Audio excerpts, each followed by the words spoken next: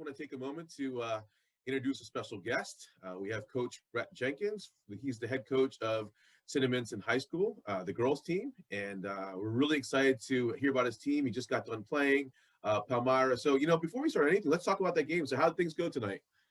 I thought we started a little slow offensively. I think both teams did. I'm sure Coach Brady feels the same there. But we did eventually start to get some baskets and start to get it going a little bit. Luckily, our defense was there tonight, and that's why we were able to prevail. That's great. Well, congratulations on the win. We're glad to have you here as a guest on Inside Look, South Jersey Girls Basketball. And I just want to say a couple things. Number one, I want to just say thank you because you're one of the people that I had, messaged on Twitter and talked a little bit about, how we can grow the game. And here I am now with a podcast. And it all started just because, people were saying, oh, I like that you're tweeting on Twitter. And it kind of just took over from there. So I really appreciate your encouragement, through the year.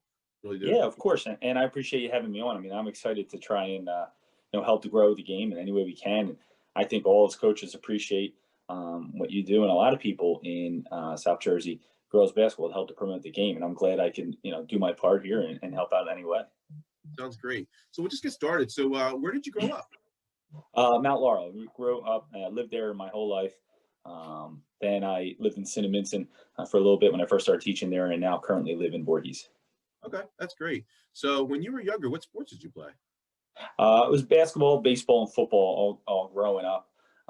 Pretty much my whole life, always had to be doing something.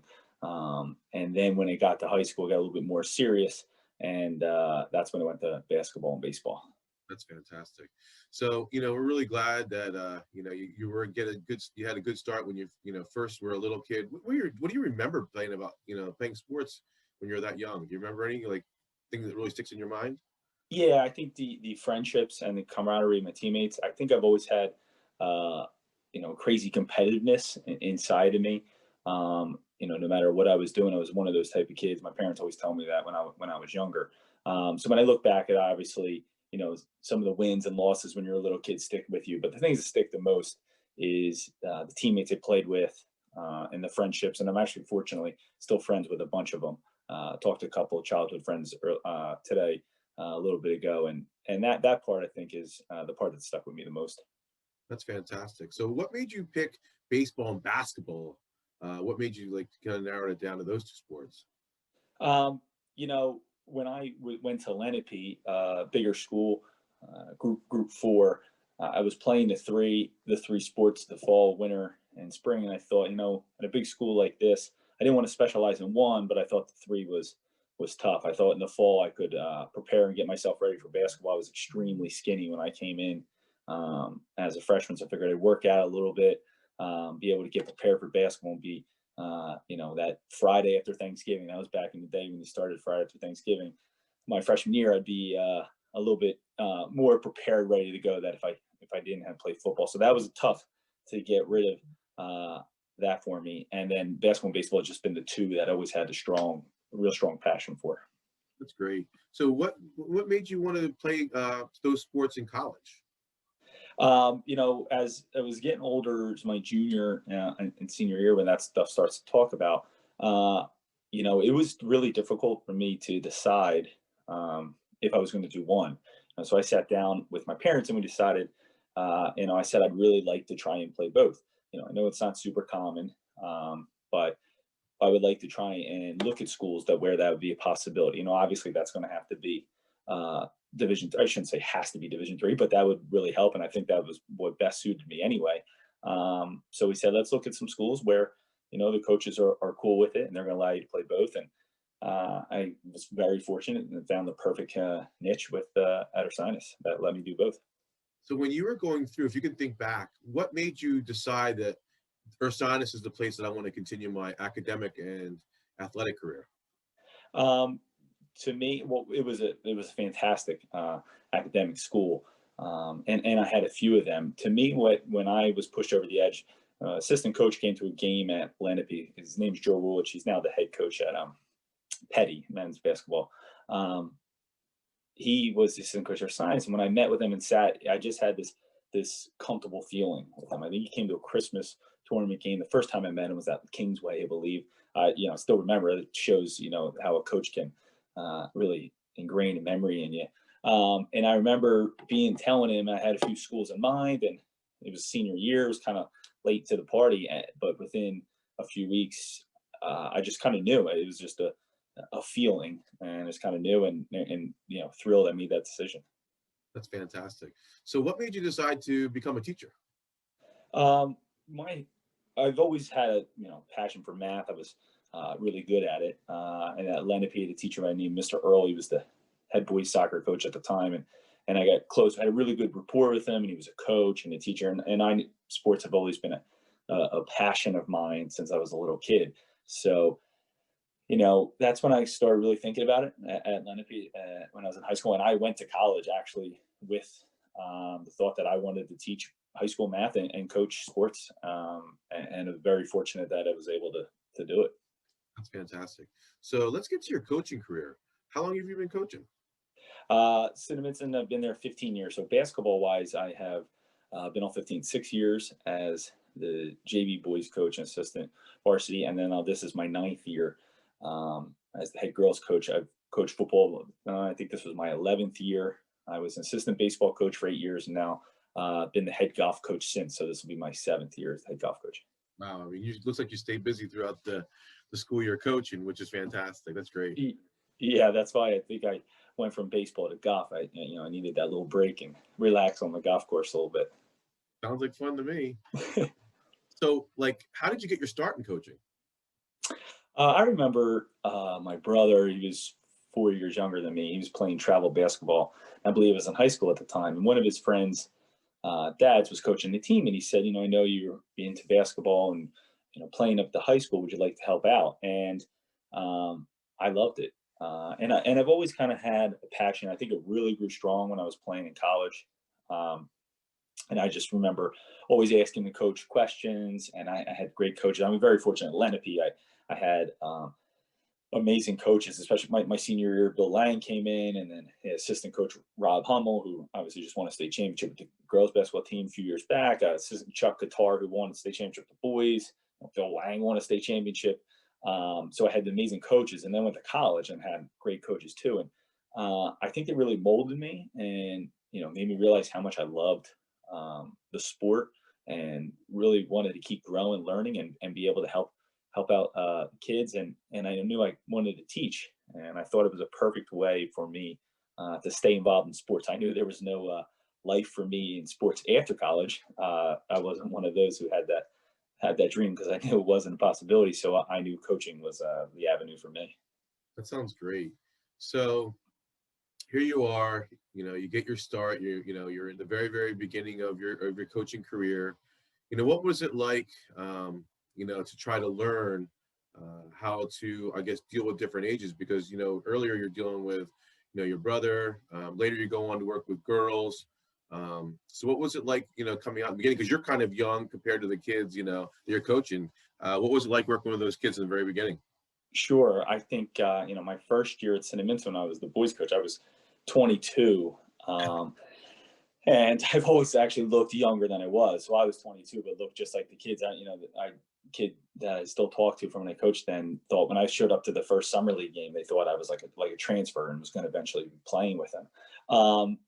I think you earn the respect from the kids just by being yourself, showing your passion for the game, showing you're there to help them, and it's not about you. And in the sense of jumping to boys to girls, which I'm sure we'll really get into, some girls basketball talk here, is really honestly just coaching like their basketball players. I don't think I changed too much as a coach from when I was coaching with the boys and then coaching with the girls. And that was one of the things I wanted to make sure. I don't coach girls basketball, in my opinion. I coach basketball, and then they happen to be girls. That's just kind of how I've always thought about it. How did that opportunity come up that you would become the head coach for the girls? Yeah, so I had never thought about it. I didn't have a sister, and I, obviously saw some girls basketball games, but my whole life I was just playing and coaching boys basketball. The job opened up. I think Cinnaminson decided to move into a different direction, and it opened up, and I hadn't really thought about it. I came home and told my wife. So my wife went to Ursinus. She's actually, she would brag about being the better. She was an All-American field hockey player, national champion at Ursinus. She's in the Ursinus Athletic Hall of Fame.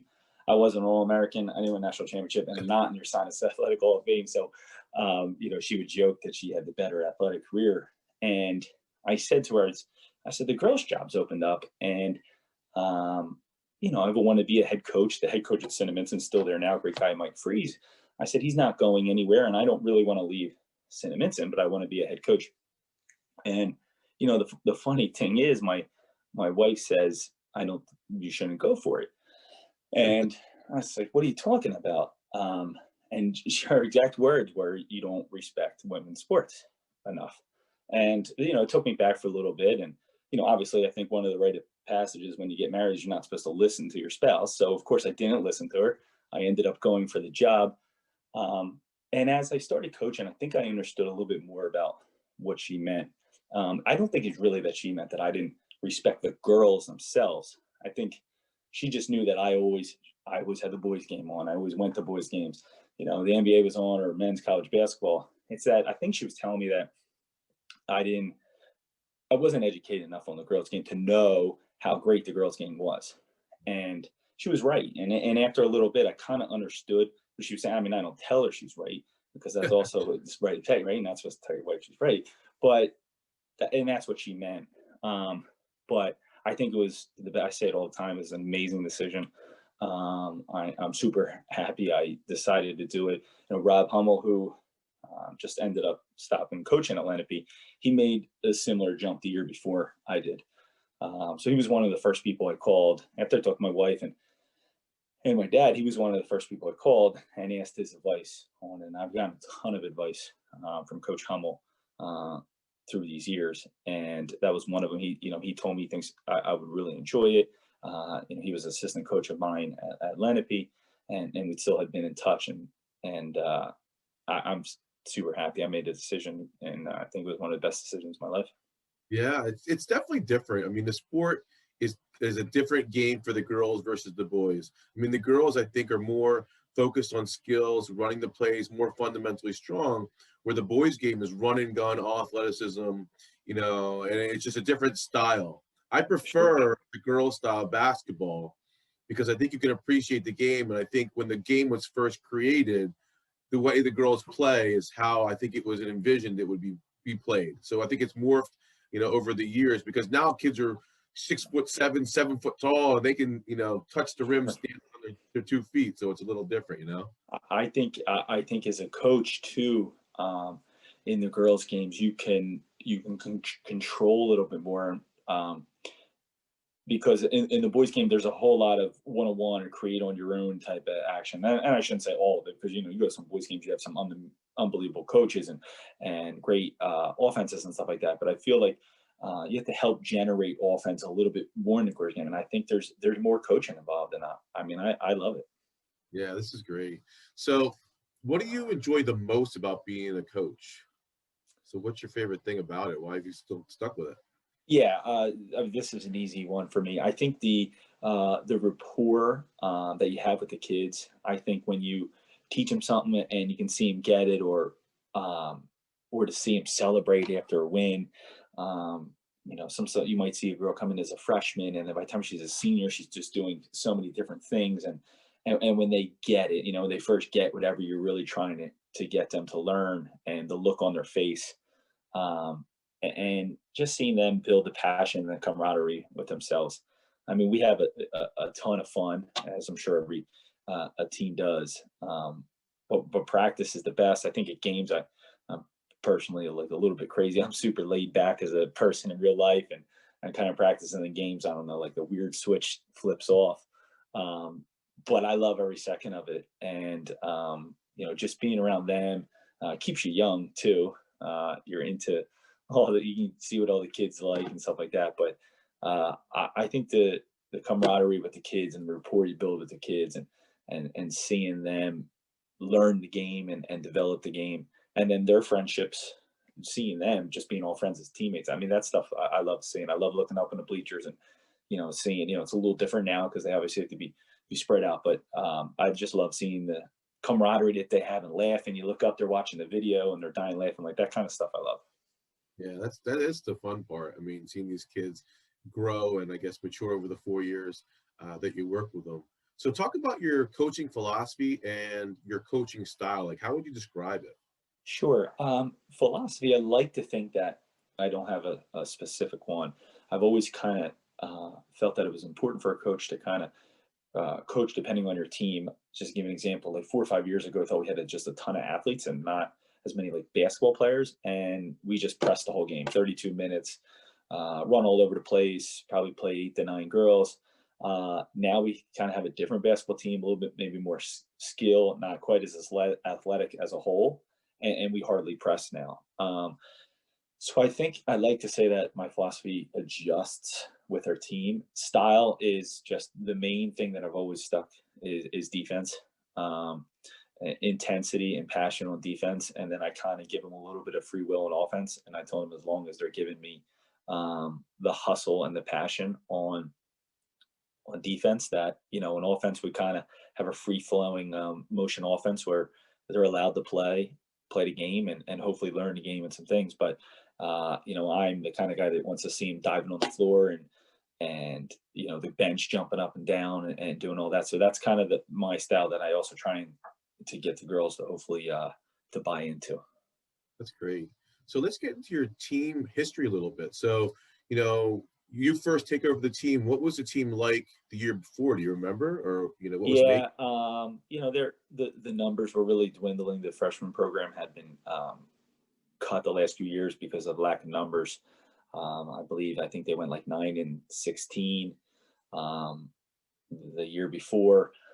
When I had gotten a job, which was like June, I think there was 12 returning players in the program. So I think just needed maybe a little bit of a jolt. And that was kind of my goal, was to start recruiting within the own hallways of Cinnaminson and just getting athletes back out for the team. Goal one was to get a freshman program back, which we've been, knock on wood, fortunate enough to have every year. Just get some athletes back up, and then make playing girls basketball at Cinnaminson cool again. It's a super big soccer school, and even other sports are starting to grow. But I always joke, if you sign your mortgage at Cinnaminson, you have to sign on paper that your kid's going to play soccer. So it's a tough battle, because nowadays soccer for a lot is 12 months a year. So I don't think that the tough coaches now, the old school coach where you can't miss a single practice and you have to be basketball. I don't think at a small school like Cinnaminson with 800 kids that works. And you're going to have to work with kids that play other sports. And I think that was one of the things that, when I got the job, I had to tell myself that, like, to get these kids out, you're going to have to let them to do their thing, because we usually don't have basketball as their number one sport for many. I think this year, if I had to guess, we probably have two that are playing more basketball, 2 or 3 where basketball is their main sport. But that was one. The first thing, number one, is get girls out for the team. Well, I guess with no girls, you got no team. So it all starts from there. So how did it go the first couple of years? I mean, you're making a transition, you're growing the program. I mean, there's some growing pains. Yeah, so that first year, it was very fortunate. We had a nice year. I think 21 wins. I think the year before there was some talent. I think there was some turmoil with the team, and maybe some people quitting, and getting everybody back out.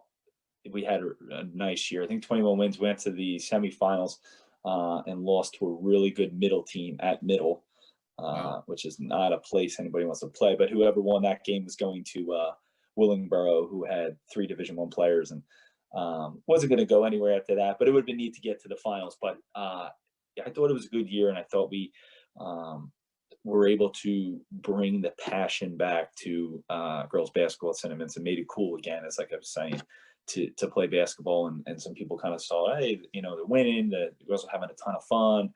And this was back in the day, it was 2013, like that's back when all the kids did Twitter. It was like, we start a Twitter account and let's show pictures of the girls having fun and hanging out, and every time we win, let's post it and let's retweet it and let's like it and let's get this going. Let's get these kids back out for the team again and make it fun. That's pretty cool. So what was like, your best run or your most memorable team that you've had to date? Did you have a particular year that had a lot of success or? Um, you know, the girls have been great. They've been fortunate. I believe they've won 5 division titles in the last 8 years, and we've had some really good teams. I think one of my favorite was the year that I was mentioning that we went to Preston, because I really don't think we were going to be very good. As we had a couple basketball players, but they were young and that they could score, but we were just athletes. It was like a soccer game on the basketball court, and I didn't really think. I never coach a team that's gonna press all the time. I was like, but I don't. If we play half court, I know we're not going to win.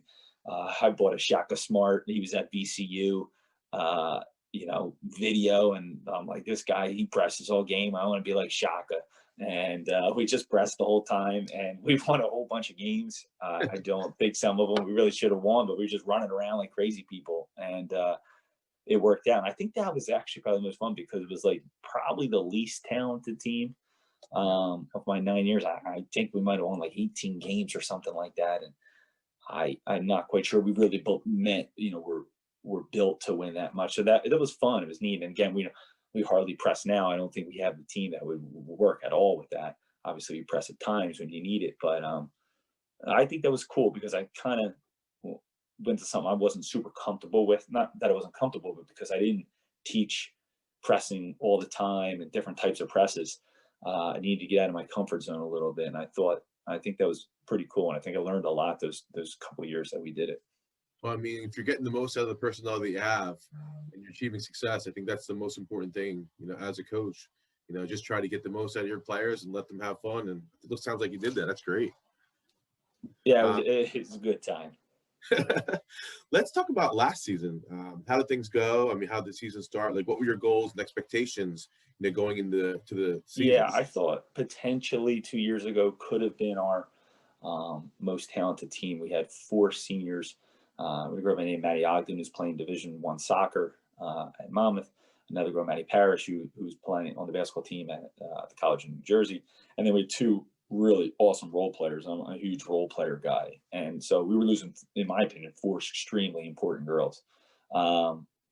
And I wasn't 100% sure. I knew we were going to be competitive and win some games, but I didn't really know we were going to have the 3 freshmen that came in that were really going to be as good as they were. I joked, maybe game 5 or 6, I turned to, I think, one of my assistants, and we were in like a 2-point game with 2 minutes to go, and I was like, "We have 3 freshmen on the floor right now." I didn't know that. So we ended up winning a bunch of games, 20 or 21 games, and fortunately shared the division title with Burlington Township. And I knew we would be competitive. I didn't think we were going to be that good, but the jolt of those 3 freshmen, Rochelle Johnson, Katie Ambos, Brooke Stenarovich, you can't plan that. I knew we had some girls coming in, and I was obviously following them through middle school, but it was hard for me to envision, because all 3 of them didn't even play middle school basketball. Right. 2 of them did, but I went to one of the games, and one of them wasn't playing, and they were all playing equal time, and the other one didn't even play middle school basketball. So I really didn't have an idea that we were going to be that good, but that's because, when you have 3 girls that you weren't expecting to help, and then all of a sudden they are a lot better than you thought you were going to be. Yeah, that's great. I mean, having that little boost, I think, is a big key, because, you lose players every year, obviously, to graduation.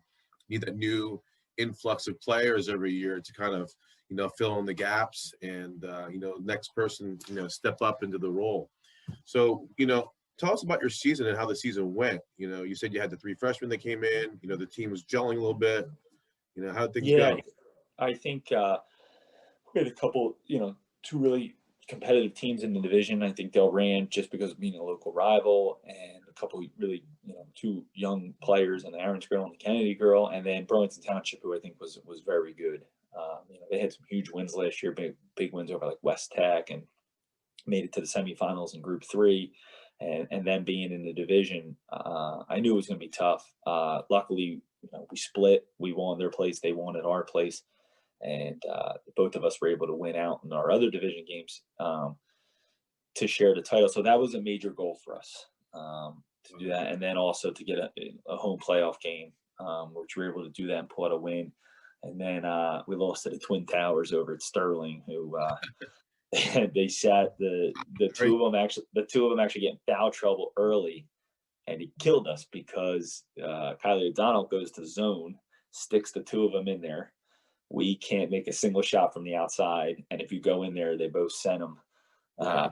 sent our shots. So we struggled scoring big time. But it was an awesome year and a ton of fun, and I think we exceeded our original expectations. So, thinking about last year, like what was your favorite, game moment that really stands out in your mind that kind of defines your season? Can you share that with us? Yeah, I think at Burlington Township, I think we're missing a starting guard who's in Florida for a soccer tournament. Like I said, that's the stuff you got to adjust. At a school where they're not all ballers. And it was a big one. We knew that these were the two best teams, in my opinion, that in the division, at least last year. To win that first one was going to give us a huge leg up. And I think it was huge. And I just loved just the energy we had. We were down a big chunk of that game. And then seeing, girls on the bench going nuts. And I remember watching Huddle, was checking the next day, and I was like, man, these girls were out of their minds on the bench. And I personally love that stuff. I mean, there was girls who didn't get in going nuts, and that stuff just makes me so happy. I remember sending videos like, you girls are amazing, this is awesome. And then I think we had as a part in a consolation game in SJBT, and Timber Creek last year, who's a big school, and they play a brutal schedule. Their record doesn't indicate how good they are because of their schedule. And I thought with them being way tougher schedule than us, a bigger school than us, they had some really, really well-rounded team. And I thought we really pulled. I thought that was a really nice win for us. For a smaller Group 2 school to go into that game, with really well coached, and that was a neat one for us, I think. Yeah, I was actually at that game. I remember that Yeah, game came out early. I tried to make a day of it and, to see the different teams play, so I can get a better sense of what's going on in South Jersey. And I thought that was a really excellent game. I mean, you guys really moved the ball well. I think the defense was like on point. I mean, you guys really, really played good basketball there. Really, and yeah, yeah. one I think person, the whole team shared the ball. Yeah, I think that's one of the great things about the girls at our school is, or the girls on the team, is that they were very unselfish. For instance, like Emily Mulligan, who graduated last year, was our clear cut leading scorer. But she didn't really care. In fact, I was usually screaming at her to shoot the ball more and to score. And she's like worried about everybody else. And it just kind of has been our motto. And I've been super lucky to have that. And I kind of think it's been like all 9 years. And that's not something a coach can really develop. You can't develop unselfish players. And in today's day and age, where you hear some stories of other schools and maybe other parents and players, I think I'm extremely lucky. Are we the most talented team in South Jersey?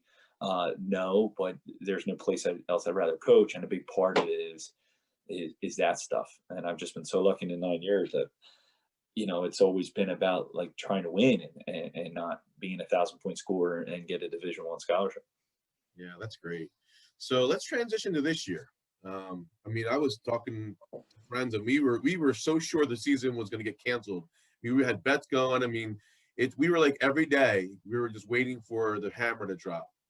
I got nervous once they pushed volleyball back because volleyball is an indoor sport. Basketball is going to be the same thing. So, I mean, even 3 weeks ago when they started practices or whatever, I'm like, I don't know if the season's going to happen. Tuesday rolls around and we actually got our season. So what did you do in that time frame? Because you said, normally, I mean, back in the day, it was right after Thanksgiving, but typically the week after, right? You're starting your practices and tryouts like that. You have, some time to kind of like really get into the season. And I think things were tough this year. Yeah, well, I got lucky in one sense. My wife and I have our first daughter who's just recently turned 1. Wow. So the amount of time I've been home in the last year, obviously, is for a terrible reason, and nothing I would ever want again. But the one benefit is that I've been spending a ton of time at home. It was definitely weird for me, as I was saying, all the coaching. leave, especially even in the fall, like when football ended and ended a little early for us because of, COVID protocols, that teaching and then leaving school and then coming home. So it was neat. And then my daughter would go to bed and I'd be like, all right, now what am I supposed to do? Fortunately, at that point, there was sports on TV. But I agree with you. I was not super optimistic on the season. Obviously you always held out hope, and I have a good friend who's an AD at Pennsylvania, and he's like, well, we're going to be starting. And I'm like, if Pennsylvania can go well, then we got a shot, but we need them to go well. And as much as sometimes you might not agree, some things they just say does, I think, good for them for letting these kids get this opportunity, especially obviously the seniors, but letting all the kids have the opportunity to give it a go and see how this goes. Yeah. So what was it? What was the major differences of preparing the team in a normal year versus this year? Have you changed things around a little bit or adjusted? Yeah. First, I noticed that first day, man, were we out of shape? Oh man, I didn't think our practice was super hard. Definitely not harder than any other first day. In fact, many easier, and they were they were hurting. I was joking with my assistant coach. I was like, "Is this practice that hard?" And she looked at me, so I was like, "No." So I don't think we have as much in because the preseason was super short. I mean, every coach admits that, and then one scrimmage is crazy for all of us coaches who want to make sure they have everything in. Thank God Morristown didn't press us the first game. We weren't ready for a press, not at all. So there's different things that what I personally like to have in by that first game that we didn't, and you just have to roll with the punches. Um, I'd be like laying in bed, oh, we don't do this, we this, and I'd tell myself to chill out. Like it's just all about playing right now and giving the kids the opportunity. Obviously, we want to win. I'd be lying if I said it's not about winning because that's what Herman Edwards said, you play to win the game. I mean, that's why we're playing. But it is in seriousness. It's for the girls to have the opportunity to play. And so we definitely don't have, I think, as much in as we would normally have after two games. And I still don't think we're in super real good basketball shape, but we're definitely in better shape. So I think that those are a couple of the adjustments we need to make here. So, what are your team goals? Did you have to adjust your team goals? I mean, you have no postseason, you have no conference championship, you have no division. I mean, state county championship. How are you adjusting, your expectations for the team this year versus? Yeah. A huge goal for us is always the division championship. Obviously, we love the city sectional championship, but we spent some time in Central Jersey in the Manasquan and Rumson Fairhaven days, and then we have we come back to South Jersey, and now you're in the midst of this Manchester Township dynasty that could potentially end here next year too, is through graduation. But so sectional titles is always something you'd like put in your mind, but between you and I, that was a little bit unrealistic. But division titles was a goal for us, and we always wanted to get one or two home playoff games.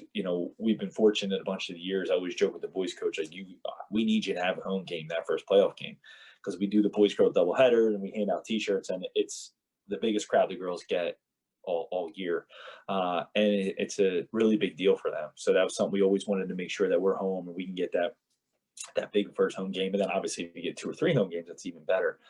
So this year, honestly, my goal was, one, to make sure that the girls are following all the protocols. I think we were fortunate for this to happen, and I wanted to make sure that none of us, whether it was coaches or players, were taking advantage of the situation. And I always wanted to make sure that if our athletic director walks through, that we're doing everything we're supposed to.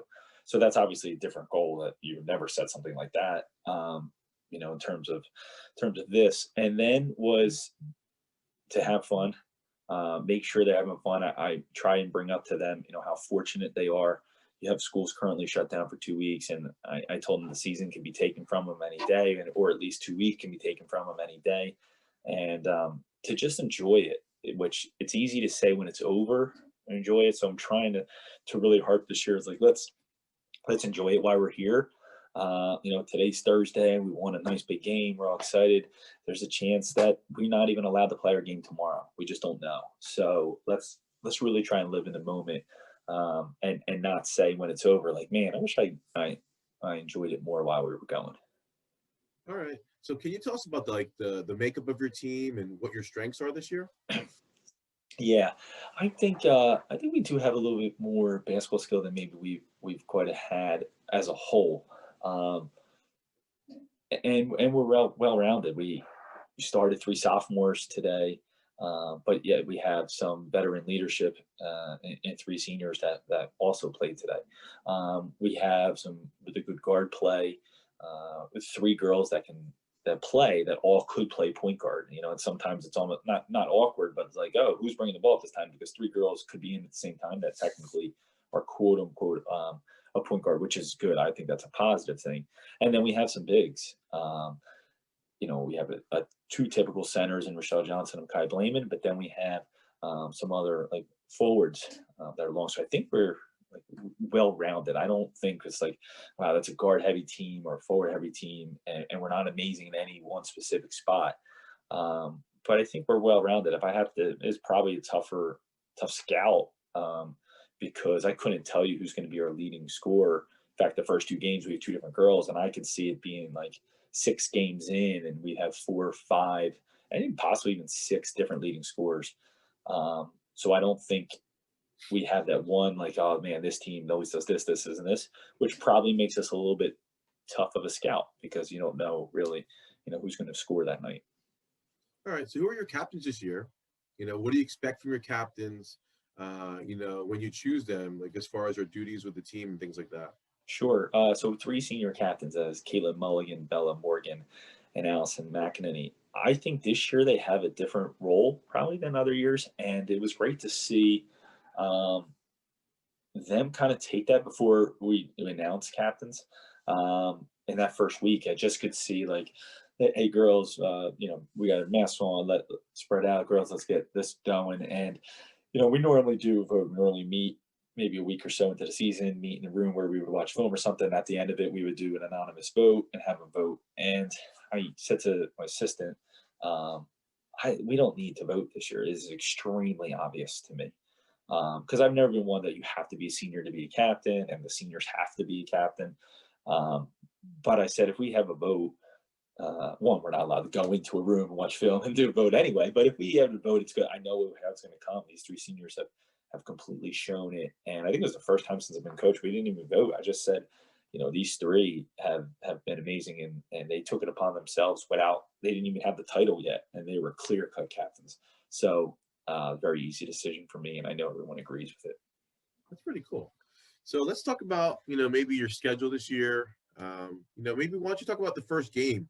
I know I saw from Brooke's mom that the feed went out, so they were like going bananas. So I know there's a lot of kinks to the fans not being able to go, and I don't think Sure. the feed ever came back, did it, for Morristown game? No, and we didn't know till after the fact. So we went into overtime. The feed apparently went out with 2 minutes to go in regulation, and the score was tied at the time.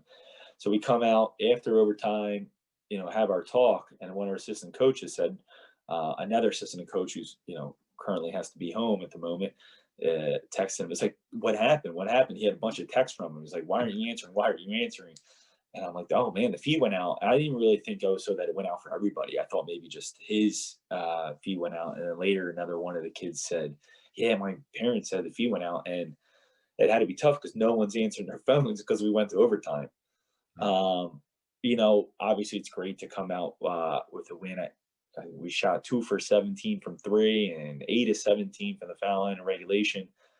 So to win a game like that is like, woo, that's amazing. But to give Morristown the credit, they packed in a zone on us, put a couple big girls down low, made it hard to score inside, and we really couldn't shoot. Which I'm starting to see seems to be a little bit of a trend, possibly in South Jersey. But it has definitely haunted us at least these first 2 games. It's been tough scoring, and fortunately we've been playing solid defense, which has allowed us to get these first 2 W's. So what happened? So you go to overtime versus Morristown. So how does it play out that you end up winning the game? Yeah, so they were sitting in the zone that they had done the whole game, and we wanted to be patient, moving the ball. Brooks Nedorovich found Caitlin Mulligan on an awesome skip pass underneath the basket where she just kind of slipped and they lost her. So we got those 2 points there. And honestly, the rest kind of came from the foul line. We were lucky enough again to be playing solid defense. We did get two more at the line and went up 4. They scored, went up 2. And then we were like, let's really run some clock here. And they just started kept putting us at the line, and we just kept making it. Luckily, regulation we were below 50%, but in overtime we actually went 9 for 10 from the line. So I guess you can say, hey, you made it when it counts. And it was a great experience. You have that most of the girls are returning. Again, 3 sophomores are getting a ton of time for us, so it's a great experience of playing in overtime games in situations like that. Yeah, it seems like the team that scores first really puts the pressure on the other team, because now if they don't score on that possession, now like if you're holding, now it's more of a fouling situation too. So it's hard to get that lead back. So the first team that scores, I think, has the advantage. I mean, I don't know if you agree with that. Agree, yeah, especially in high school basketball, you're talking a 4-minute overtime, and the other team's playing a packed-in zone. Each possession with no shot clock seems to be a little longer, even if you're not planning on it. It's just hard to get a quicker shot. And then they come down and don't score. Next thing you know, coach looks up. There's like 2:30 left and down 2, and the other team's taking their time. I definitely agree with that thought process of the pressure if you're not scoring first in such a short overtime. Yeah, especially too if you're relying more on your defense. And you're trying to bring the ball up and they're packing the zone. I mean, it's got to be hard. So I guess, what are some games you're looking forward to this season? Who's your next game you're playing against? So we have Pennsauken tomorrow. Yeah. The girls, it's our home opener, so it's exciting. Even though you're not going to have people there, we Right. love the cheerleaders. We've some great cheerleaders, so at least we'll have some home noise there, I guess you could say. But I think they're excited to play at home. Obviously, all the parents and everything will watch it on the stream. Right. But we have a bunch of them coming up. I would go back to the Burlington Township just because it's become, I don't know if rivalry is the right word, but because we've been so close in talent and our games have been so close the last couple of years, it's grown into a little bit of rivalry. And then I think Delran's going to have a nice squad this year, and we luckily have them twice on the schedule, and hopefully it works out. And anytime Cinnaminson plays Delran in any sport, for me, with Lenape, it was Cherokee and Shawnee. I was there right before Seneca was even around, and we play Delran. It's going to be a good game and a fun rivalry. So I would say those 4 games are the ones I'm looking forward to the most. The 2 against Township and the 2 against Delran. Oh, yeah, that sounds awesome. So how are you going to celebrate your seniors? That's one question I've been asking some of the coaches, because I guess they're all trying to get ideas. I mean, you can't do anything inside. You're not going to have parents there. So, Yeah. these kids have been waiting with you. They've been there for 4 years. This is their night to celebrate them, and their contribution to the team. How do you do it? Or what are you going to do? You have any ideas? Yeah. The current plan is to kind of just wait a little bit till the end. I recently saw that the governor's semi-open to possibly eventually letting somebody in, or probably just be parents. But I also planned in the next week to kind of sit down with the seniors and see their thoughts, because I'm not against anything. I know some schools did first game, and I don't blame them. I think that's cool. We decided not to do it tomorrow. We didn't think it would have the same gist. And for us, we have 3, 2 of them start, and the third one, because we always start our seniors on senior day, our third one would be the first to tell you, oh, I don't care about starting. It doesn't matter to me. So I don't think just doing it to say, hey, let's get it in real quick would even have, and I have no problem with teams that did it. I think it's pretty cool. I didn't think to them they would be like, oh yeah, we want to do it the first game with nobody there. I think the idea is like, let's see if there's a chance. And then if we know that there's definitely not going to be anyone there, we'll pick like a bigger home game. And luckily on the feed, the volume is fantastic in our gym with the camera that it has. And because we tested it out, parents said they can hear everything. So, we would just announce their name and do the couple senior gifts. But yeah, it's not going to have the same vibe. But I think the 3 of them were mature enough to know that they're unlucky, obviously, in that sense, and what their senior year looks like. They're extremely unlucky. but everything could be worse, and they're also lucky to have the season. I mean, look back at the seniors last spring. Spring was a big sport for you, and your senior year was cut completely. So I think they, consider themselves, fortunate in one sense, when obviously I think really we all probably feel bad for them. But I think the three of them were so mature that it's like we just are glad to have our season. Yeah, I always think about that. I feel bad for the kids, and I figure, it's like, what can you do, to make it just special? It doesn't have to be the same, because it's not Sure. going to be the same. It's impossible to say, but just make it special, something that they'll remember forever, that you did for them. So and that's why I was just asking. Um, it's just a crazy year. But the nice thing is there is the possibility that fans are going to come back, and Yeah. just that hope, I think, is great. Even if I can get one game to watch my kid play, I think I'd be happy at this point. I just want to be there and cheer on. I know it's got to be tough. I think there are some positives to this streaming. Um, AD and I, even before the pandemic, we talked about situation, possibly doing the streaming. We talked about some negatives where, is it going to stop people from coming to the games? Not obviously parents. I think you'll always get parents. We're talking pre-COVID, but would it stop like the aunts because the aunt and uncle can just turn it on, or the person down the street, or the neighbor, or the person who always comes at a game? Just maybe somebody whose kid graduated 10 years ago. But we have more people watching these streams than have ever come and sat in the stands at our games. We had a scrimmage against Cherry Hill West. It was like 200 people watched it at one point. Like the next morning, I looked. I was like, 227 people. Are you kidding me? We don't have 227 people unless you're talking a playoff game or possibly a local rivalry.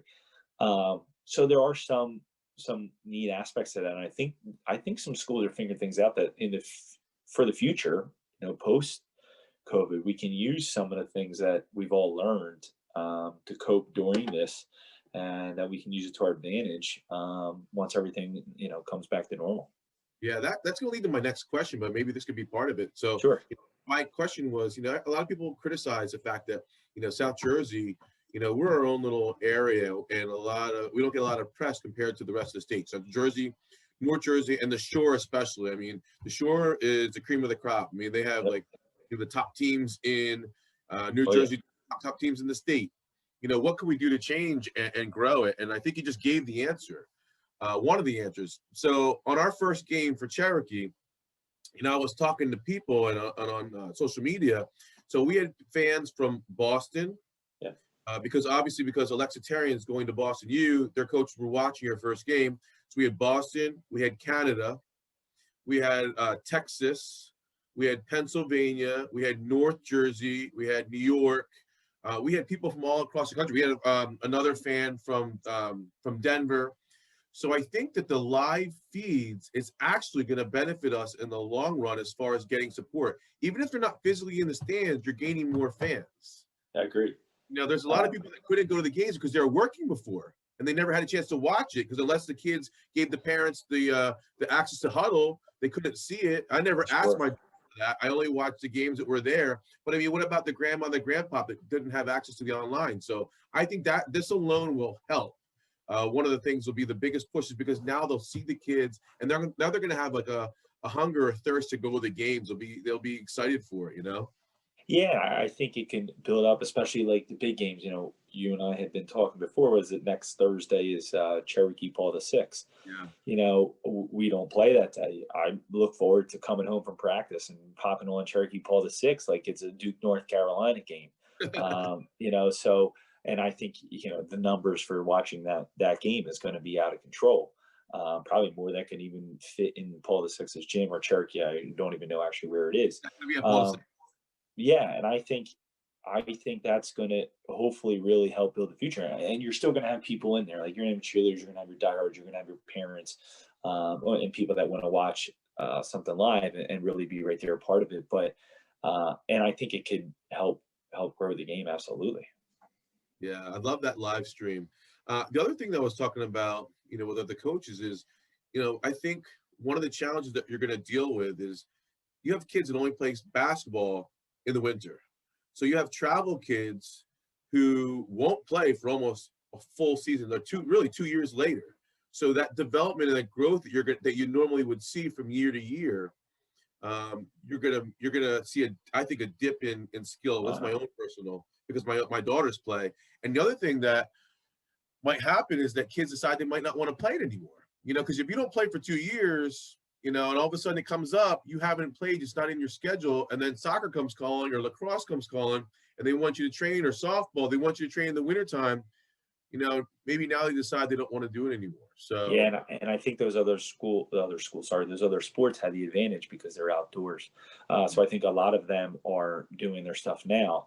So similar to what you're saying, and I think the soccer model, the club model of spend a whole lot of money and we'll give you all this year round, they can still thrive right now, being outside.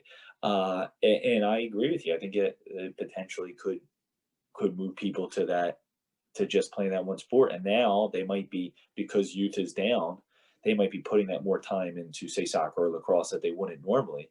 And, it just becomes almost a habit for them. Hey, that's what I'm doing now. I'm just playing soccer and lacrosse. And I think that's could be on the coaches too, to try and get those. Obviously, you can't force a kid to play, but get them back out for the team. So what are you doing in the community, as far as these up and coming players? Like, how are you developing relationships with them? How are you getting them excited about the program? How are you getting like a glimpse of these kids to potentially walk through the doors of Cinnaminson, where you can finally grab them and Yeah. throw them on the door? So one of the things when I first took the job, mentioned that we had 12 returning players. So I've had a camp every summer since then. And even this past summer, what we did was we did outdoor camp and followed every protocol under the sun, and got insurance and got everything, just to still have it. Um, and I think it's help grow the game. I know in the last few years, all of a sudden I'll see girls now in our stands watching our games that wasn't happening when I first started. And I'm not saying it's for the camp. That's just one example. But I know that the head coach. Yeah, I've gone to his camp the last 5 years. We were talked about earlier. A freshman scored her first varsity points for us today. Emma Pfeiffer. She's gone to my camp for 4 years, 4 years now. Even she was living in Philly, but knew she was coming over to Cinnaminson at one point, like 3 years ago. She was still going to school in Philly, but I guess the family had just moved to Cinnaminson. Yeah. And because her mom works there, she was still able to go to school there. But said, "Oh, I'm going to be going to Cinnaminson." And she came to camp, and she's been in camp for 3 years. I think it helps build that relationship, and then I think it helps them say, our counselors are players. I know Coach Emily. She's been my camp counselor for 4 years. Let's go see her play. And one of our assistant coaches, a guy named Greg Still, they love him. And Coach Greg, there's Coach Greg. He's there, and it's been neat to kind of help develop. And then last year we did the in town. And this was the in town. I don't deserve any credit for this. He did Steve Maluski's name, Mike Starzaski. They did a huge opening day. Kind of like if you ever seen baseball does it a lot. They throw out the first pitch. They bring out every team. So they brought out all the teams and the pictures, and then the girls varsity team, and the boys varsity team were announced. And the boys coach and myself were there, just kind of showing our faces so everyone saw them. And then each one of those teams got announced. So it's kind of just trying to intermingle the programs. Me personally, I know if I see, 4 girls from the 7th, 6th grade travel team before the game, make sure it's easy. Our games, if somebody's in the stands, we normally have the packed house, and we got this beautiful new gym. So if someone's there, you see them. But I make sure to go introduce myself, or most of the time I already had known because of the camp. But thank them for coming and help build that bond between the varsity team and the girls. Sometimes we'll come out of the locker room, and the 6th grade travel team will be there, and they're talking to our players because they were their counselors at camp. And I think that's really helped grow the bond community. That sounds great. I mean, I know for when my daughter was young, she loved seeing the older players. And I think too, it gives them like something to aspire to achieve and work for, because they say, they can say those girls came to your camp too when they were little. They worked their way up. That's just that mentorship, the role models, and that's good for your players as well. And it helps, it helps keep your program healthy, where you're constantly feeding, new people in. This is great. I mean, we really went over a lot. I mean, sounds like you're going to have a fantastic year. I mean, you're all set. I mean, you're making the best of it. You made all these, different adjustments. And I think you're getting some ideas for the future as well, how to grow and how to continue and maintain that program, and then just keep on building that base, which is fantastic. So, do you have anything else you want to talk about before we end things up? Yeah, I know. Well, I personally want to, and I mentioned this in the beginning. Thank you for helping to grow the game. I think there's some people that are really helping, especially if we want to talk specifically South Jersey girls basketball. I think Mike Hallahan deserves a huge Oh yeah. shout out. Not just what he does in the SGIBT, but getting the word out of games and scores and scholarships for the girls. And that South Jersey Invitational is just a cool event for a smaller school like Cinnaminson to be involved in that and always playing. 2 years ago we played a great Bishop Eustace team, and last year we got to play Timber Creek and some schools that we wouldn't normally get to play, and in front of crowds at times that we wouldn't normally get. So I think that's big. I always joke, I look forward to the day when I don't get the question anymore, like, how do you coach girls basketball? And I don't even just get that question from males. In fact, I think I get it from females more than I get it from males. And my answer is, I don't coach girls basketball. I coach basketball, and I treat them like basketball players, and I coach them like basketball players. And they're always saying, "Oh, they cry." I'm like, they don't really cry that much. And the boys, they cry. They may not, tears might not come out, but they're doing the same thing as crying all the time. So I don't, it is to get the game. And I think we kind of talked about with the stream, but get the word out about how great of a game it is. And you mentioned it earlier, sure, did we have anybody dunk in our game today? No. But a dunk's worth 2 points. And we did have an awesome backdoor cut, and the girl made it with a left-handed layup. And I know it warmed my heart as much as somebody jumped up and two-hand dunked it. And I think the true basketball passionate people, that they just got to watch the game. And I'll go back to what my wife told me when I said the job opened, and she said, she don't respect it enough. And it's just, I didn't know the game. I never had, I didn't grow up with it, again, not having a sister and not watching it. So us getting the word out, and people that truly have the passion of basketball will love girls basketball just as much as they do boys basketball. And I joke all the time, there's going to be a time where I'm not asked, for I'm going to go 1 year when no one says, how do you coach girls basketball? Because I get it all the time. And again, like I said, I think I get it from females more than I do males. And it's really easy to coach girls basketball, and it's been an awesome 9 years. Yeah, that's great. I tell you what, Mike is amazing. He's very dedicated. He and I talk a lot. It's fun. I mean, I got involved just because I knew my daughters are going to be playing. My oldest daughter is now a sophomore, so she'll be at Cherokee for 3 more years. My younger daughter, who's in 7th grade now, she'll be there as Gabby is going to be a senior. She'll be a freshman. So then she's got her time there. So I basically will have 7 years in a row that I'll have somebody involved with Cherokee. Then I have a little bit of a break, and then I have a son who's now 6, and I have a daughter who's 4, and I'll have the next level. So I'll be doing this, I think, for the next 20-something plus years, just because my kids are growing.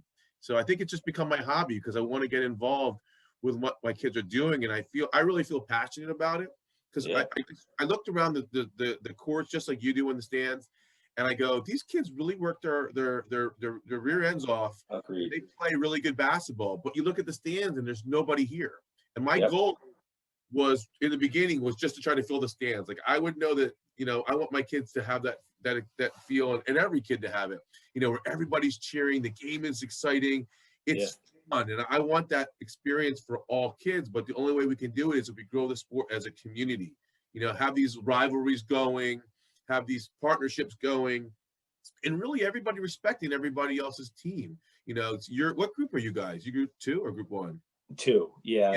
We're close to the 1, but we're in the 2.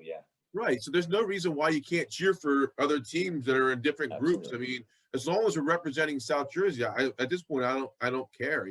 Like, even if it's our rival, Lenape, Shawnee, like, we have friends in all the teams. They all practice together, they all play together, they've all grown up with each other.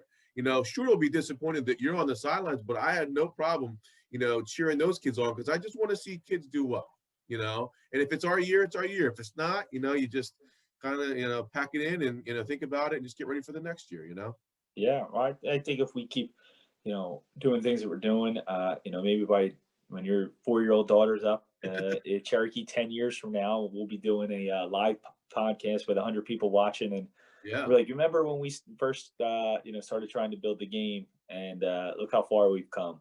And I'll be able to say then that nobody in the last year has asked me how do I coach girls basketball, Yeah. and we'll know that it would really help the game. Yeah, this is awesome. I really appreciate you coming on. This is great. I love talking to you. I would love to see you in person. I would love to be doing these interviews like in person rather than by Zoom. But I'll tell you what, I mean, that's technology again. We have the live stream with the basketball games. Now we have Zoom. So we're able to still do these different things. And I think, as much as we can, I think just to keep the lines of communication open and just build those friendships and try to get all the girls, to support, the whole umbrella of, South Jersey girls basketball. We're all from South Jersey.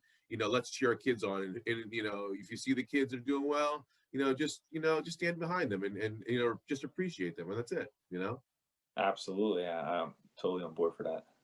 All right. Sounds good. Well, I guess you have a good night, and I'll check in with you in your season soon. Okay. Take care. Sounds great, Mike. I really appreciate you having me. All right. Bye. See you.